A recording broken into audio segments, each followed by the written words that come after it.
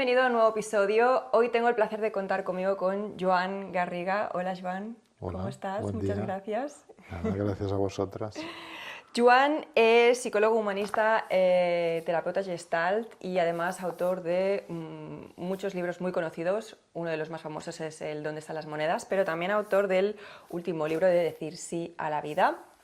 Y quería centrarme un poquito en este libro. Corrígeme si me equivoco, pero tal como lo he entendido yo, que me lo he leído, es un poco como cómo caminar la vida, cómo enfrentar la vida y superar los devenires de la vida. Bueno, mucha gente me dice que es como una especie de destilado de las cosas esenciales sobre el viaje de la vida, ¿no? Yo lo que pongo aquí es que en la vida hay unas cuantas tareas que inevitablemente vamos a tener que enfrentar, que tienen casi todas que ver con los movimientos del corazón, con los vínculos, con los afectos, los padres, los hijos, las parejas, la salud, la enfermedad, la sexualidad, el trabajo. Y también me puse el título de Decir sí a la vida porque en el viaje de la vida inevitablemente nos confrontaremos con la aflicción, con la adversidad, con la contrariedad. Hablemos un momento de esto, porque lo terminé hace semanas y de lo que una de las cosas que más recuerdo es cómo hablas del sufrimiento o lo que es el sufrimiento. ¿Podrías compartir qué es el sufrimiento desde tu punto de vista? Bueno, el sufrimiento en un sentido popular es, bueno, aquello que nos sucede cuando lo que pasa es distinto de lo que quisiéramos que pasara. Pero hay que hacer la distinción, yo creo, entre dolor y sufrimiento.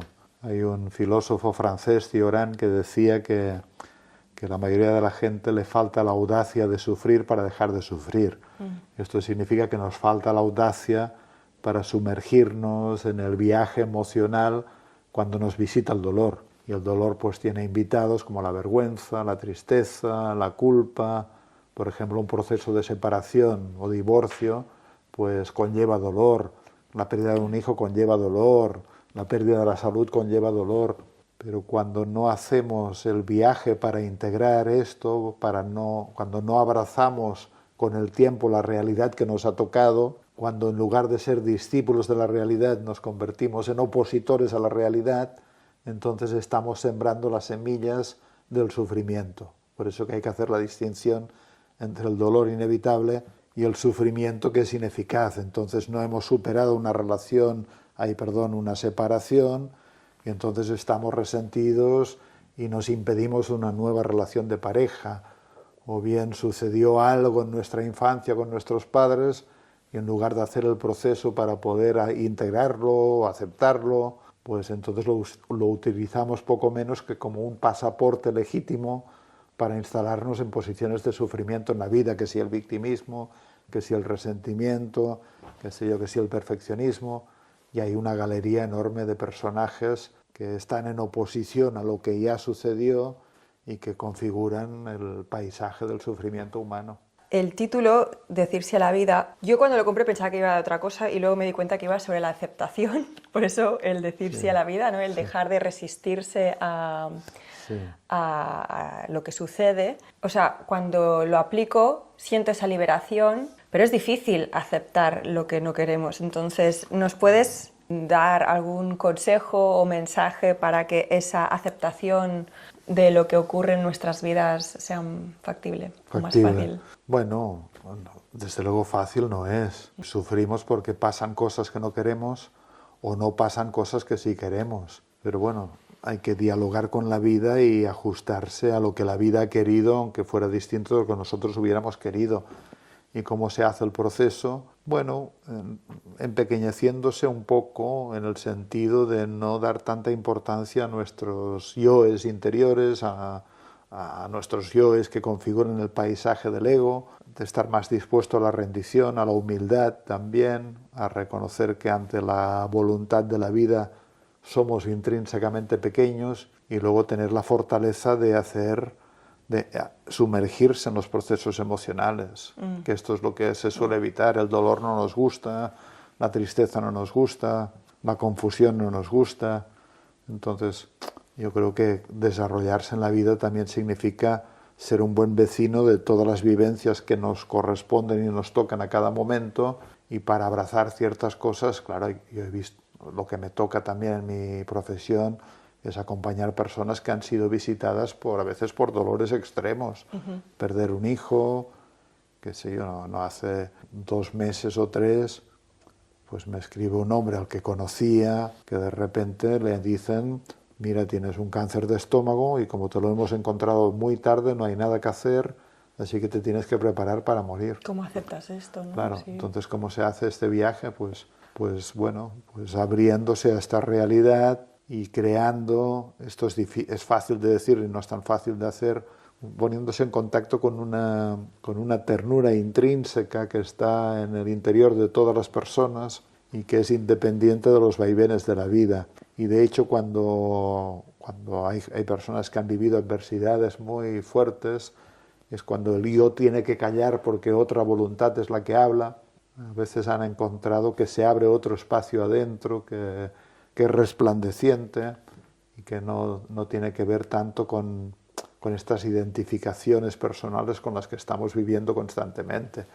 Es decir, que cuando la vida nos zarandea, pues también nos invita a deponer algunos de nuestros yoes que no son intrínsecamente nuestra verdadera identidad, ¿no? Pero bueno, disposición a sumergirse en lo emocional, a no resistirse tanto, a no quedarse en esta galería de personajes, el resentido, la víctima, el perfeccionista, qué sé yo, el asustado, el complaciente, el abnegado, qué sé yo, el envidioso. Así que... Es como que querer atreverte a bajar al inframundo, ¿no? De lo que te lleva Bueno, a lo que te es que aboca la vida en momentos duros y atravesar eso, ¿no? La vida es dolor y es alegría y es más, cuanto más dolor somos capaces de darle cabida en nuestro pecho, más alegría somos capaces de darle también en nuestro pecho, ¿no? Dicho esto, también hay que decir que esto no se logra haciendo así. No, no. Claro, esto es un proceso y claro, una persona que ha perdido un hijo necesita un tiempo largo para poder decir, bueno, así lo tomo porque la vida así lo ha querido y sigo viviendo, porque la idea es superar el sufrimiento, superar el dolor para poder seguir con fuerza en el camino de la vida. Qué sé yo, esta mujer que le deja a su marido, qué sé yo, por otra mujer, se siente muy lastimada en ciertos aspectos internos, entonces pues necesitará un tiempo para hacer el viaje, decir, bueno, pues así lo tomo, así ha sido en mi vida y no voy a estar, qué sé yo, atada a esto que sucedió en forma de resentimiento, en forma de victimismo, en forma de, qué sé yo, de enojo, porque luego esto es lo que va a suceder, esto es lo que me va a acompañar en mi próximo paso en la vida. Así que es muy ventajoso, por eso en realidad le puse este título, primero porque es un eslogan o una consigna filosófica y en segundo lugar porque terapéuticamente gran parte del trabajo que hay que hacer como los terapeutas es que las personas logren un sí hacia su realidad interna y hacia la realidad externa y que luego reúnan el coraje y la fortaleza para cambiar lo que se puede cambiar, pero lo que se puede cambiar es lo que está por venir, pero no lo que ya fue. ¿Y cómo podemos...? Es que, bueno, te preguntaría muchas cosas, ¿eh? Porque Dale. te voy escuchando y digo, ay, esto, el otro, pero ¿cómo podemos mirar enfrente o mirar la realidad de frente y no caer en el cinismo?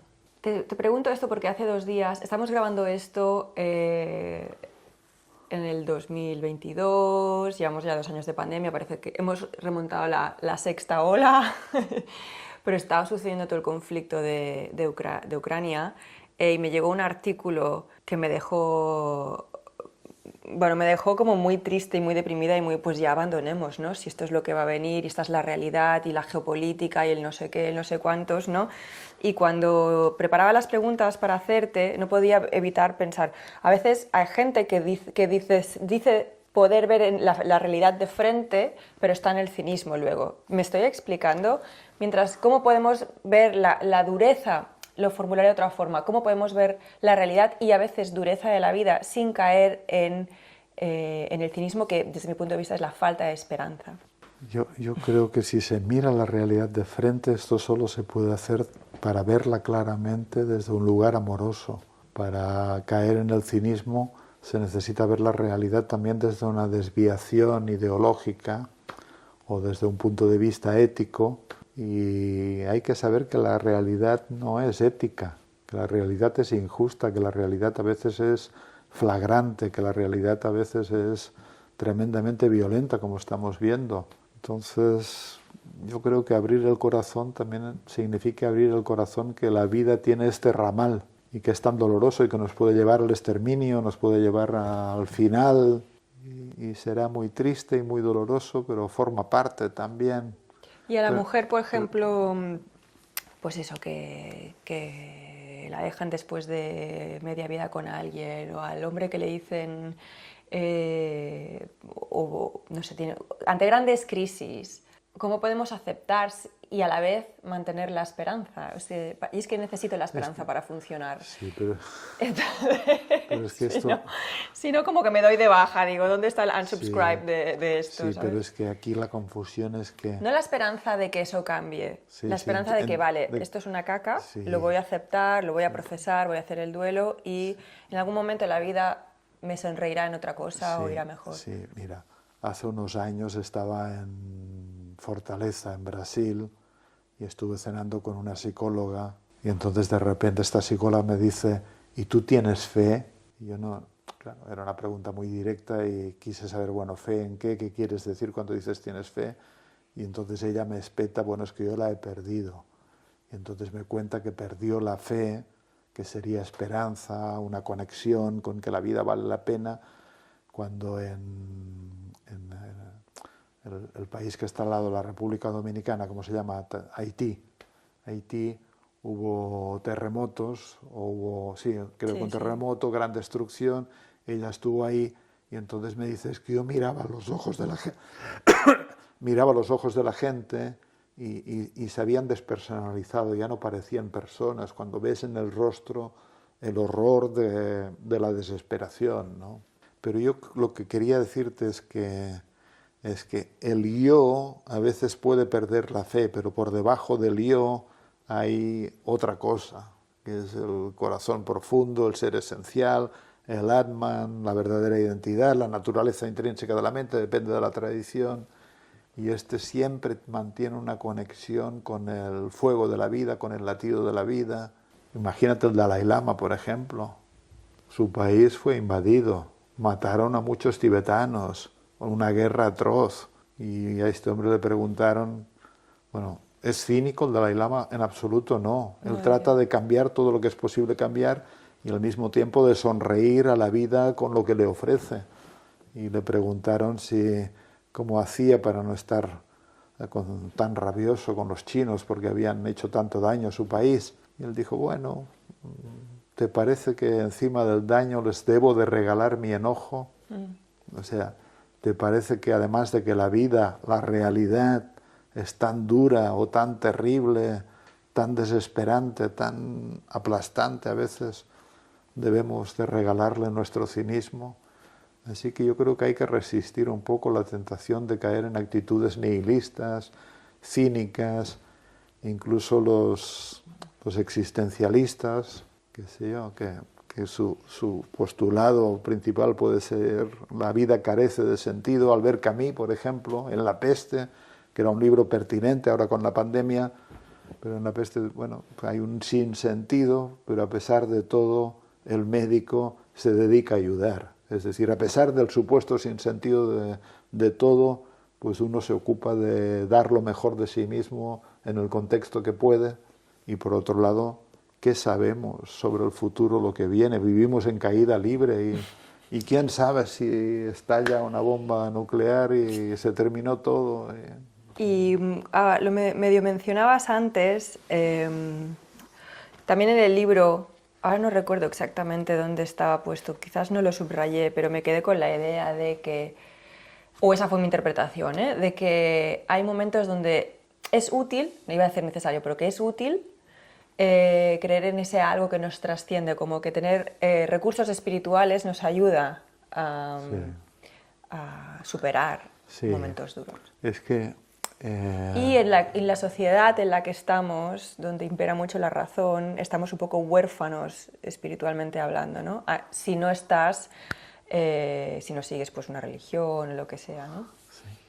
Para hacerlo sencillo, pensemos la espiritualidad como como un contacto interior que no se pierde, que sería espontáneo y natural. Yo creo que muchas personas cuando se recogen en sí mismas pueden atisbar una presencia, una conexión, un recogimiento que podríamos llamar espiritual, que es como intuir o oler el sabor de lo que nos trasciende y de lo que va más allá de nosotros mismos. Entonces yo creo que esto, cultivarlo, practicarlo a través de la meditación, del centramiento, de la respiración, ayuda mucho. No hay que pensar en espiritualidad también como grandes cosas o grandes trascendencias o grandes iluminaciones. Un gran paso es la conexión con este centro interior, ¿no? Y desde luego que quien desarrolla más esta conexión está mejor pertrechado también para no, es decir, para fluir con los vientos cambiantes. Es como dice un gran maestro que ya murió, Nisargadatta, decía que ni los halagos y las críticas son como espinas que se clavan en tus pies, pero tú sigue tu camino. Es decir, en ciertos contextos se llama de una cierta indiferencia creativa, que no es ser indiferente a las cosas, sino todo lo contrario, pero es poder jugar con el juego de la vida y al mismo tiempo mantener un centro interior que es capaz de ir hacia la izquierda y hacia la derecha, hacia la alegría, hacia la tristeza, hacia el orden y hacia la confusión, y sin perder esta conexión profunda con uno mismo. Yo creo que esta sería la forma más aterrizada de espiritualidad, pero en el libro también digo de que en realidad no sabemos de dónde venimos, pero se puede imaginar o hacer la idea de que hay un espíritu creador, o un espíritu creativo, o un fuego creativo que toma a nuestros padres también para entregarnos la vida y para que el flujo de la vida se perpetúe. Entonces también la espiritualidad también en un sentido muy aterrizado se puede entender con la conexión con este fuego primordial, con este espíritu primordial, y ayuda también el restaurar la buena conexión o el asentimiento o la aceptación también con lo que fue posible con nuestros padres y con esta fuerza que está detrás de ellos. La conexión con un centro interior, la conexión con un fuego existencial. Yo creo que se puede llamar a esto espiritual, y quien la cultiva o quien no está tan desconectado de esto, porque a veces, claro, entramos en la mente cognitiva y nos olvidamos de la mente espiritual o de la mente somática, y entonces andamos tan perdidos en nuestros yoes que dejamos de percibir otra cosa que hay adentro, que no es ni un yo deseante, ni un yo asustado, ni un yo pretencioso, ni un yo sufriente, sino que es como la casa que acoge a todos los yos, pero no es ningún yo. Esto sería, dicho de manera muy simple, espiritual, ¿no? Me quedan dos preguntas a ver hasta dónde podemos llegar. Venga. Una es, hablemos un momento de culpa. Culpa. Porque lo mencionas, también he visto vídeos donde hablabas de la culpa, pero es como la gran losa, ¿no? ¿Y cómo podemos librarnos de ella o qué hacer con ella al menos, para que al menos tenga una utilidad, ¿no? O sea, no sea productivo. Bueno, yo creo que no hay que tener tanta prisa en librarse de la culpa, sino que hay que preguntarle a la culpa qué función hace en nosotros. Y hay muchos tipos de culpa, pero yo digo que hay culpa buena también. Si yo hago un daño, más vale que acoja la culpa, porque la culpa me está avisando de que he sido dañino y que tal vez tenga que enterarme de algo para reparar el daño o que no lo repita, ¿no? Luego también... ¿Y para los que compran culpa en exceso o más culpa de la que les toca? ¿O para los que sentimos culpa en cosas que ya no pueden arreglarse y cambiarse? No es una pregunta fácil, no, ¿eh? Y no te sí, las he dicho. No, o sea. pero mira, que sí, una vez leí que un africano que vino a vivir a Europa le llamaba la atención de por qué los europeos sentimos tanta culpa. Y entonces su conclusión era que sentimos tanta culpa porque nos sentimos tan importantes.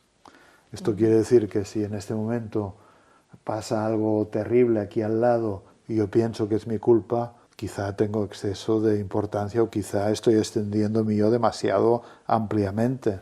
Obviamente también hay reminiscencias infantiles de padres que pueden ser muy culpógenos, entonces uno instala su policía interior dentro de su cabeza y se exige y se culpa de tantas cosas y tiene que ser perfecto y se culpa si no lo es, etcétera, etcétera. Desde luego esta culpa hay que trabajarla como inútil y habría que expulsarla de nuestro interior porque no favorece nuestro crecimiento.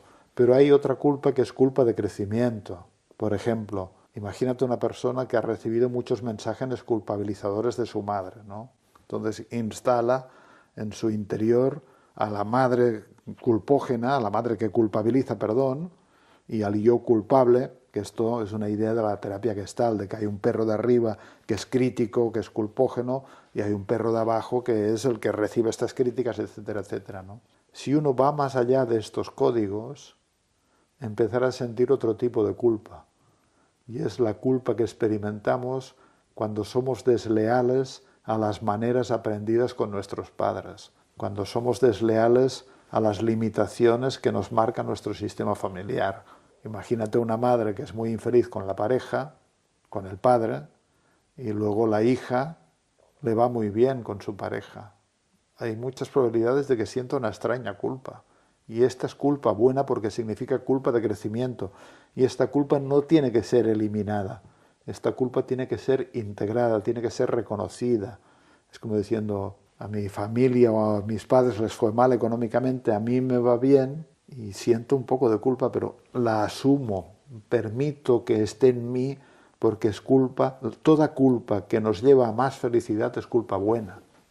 Hace unos días estaba en Madrid y estaba cenando con unos amigos argentinos que son pudientes, que les va bien. Él es un empresario que le va bastante bien y han venido a vivir de Argentina a Madrid. Me estaban contando cómo sienten vivir en Madrid, pero en un momento dado dijeron algo que lo he escuchado otras veces. Dijeron, es que claro, vivir ahí cuando a tanta gente le va mal, cercana, y que a nosotros nos va bien, nos da culpa también, ¿no? Entonces, bueno, pues pero es culpa buena, a mí me va bien. Toda culpa que significa me va bien es culpa buena y esta yo creo que hay que aceptarla. Hay que ser consciente y no sabotearte, ¿no? Porque mucha gente Claro, por porque no siente culpa, identificarla, claro. como diciendo, sí, como siento culpa de tener más riqueza del que fue posible por mis padres, entonces me monto un mal negocio para castigarme o para estar más cerca de ellos y mantenerme leal. Por eso que habría una lealtad desdichada a veces y una deslealtad dichosa, y la deslealtad dichosa implica culpa, ¿no?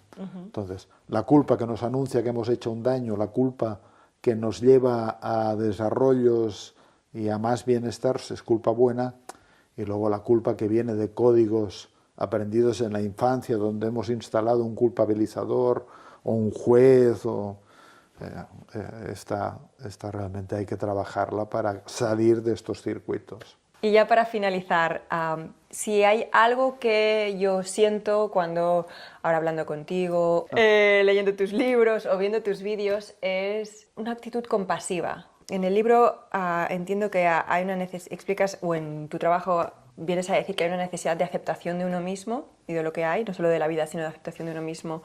¿Crees que la compasión es una de las vías o cómo trabajas, cómo incorporas la compasión, o es algo que ni te habías dado cuenta que tenías esta actitud compasiva? Bueno, a ver, primero habría que pensar qué es compasión, ¿no? Y compasión yo creo que es una mezcla de amor y de benevolencia, es decir, de desear lo bueno y al mismo tiempo de ser amoroso con las cosas como son, y al mismo tiempo también es una actitud piadosa con el sufrimiento.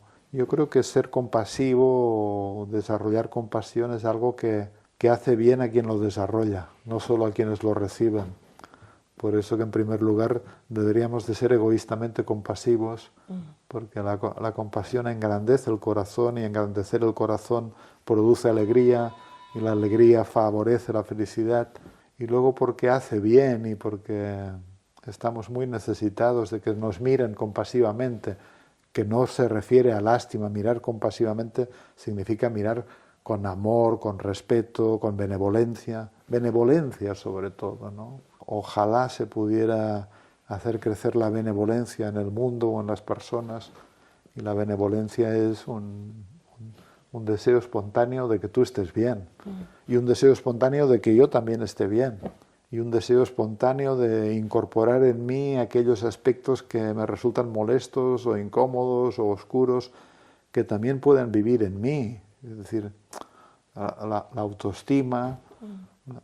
La autoestima se parecería mucho a una actitud bastante compasiva con uno mismo, de que uno puede abrazar también aquello que de entrada no le gusta de uno mismo, porque a veces hay gente que dice que yo me quiero mucho a mí mismo, pero están identificados con aspectos bonitos de sí mismos, pero tal vez no han visitado todavía las cavernas y ahí tendrán que ver cuánto les dura esta supuesta autoestima, porque este es el verdadero reto, querer en nosotros también nuestras sombras, nuestros lugares difíciles. Pero bueno, también dicen los budistas, ¿no? Hablan tanto de la compasión y del desarrollo de la compasión. Thich Nhat Hanh, que murió hace poco, un maestro budista, sobre el mindfulness, y la meditación, la atención, pero también el cultivo de la compasión y de la benevolencia.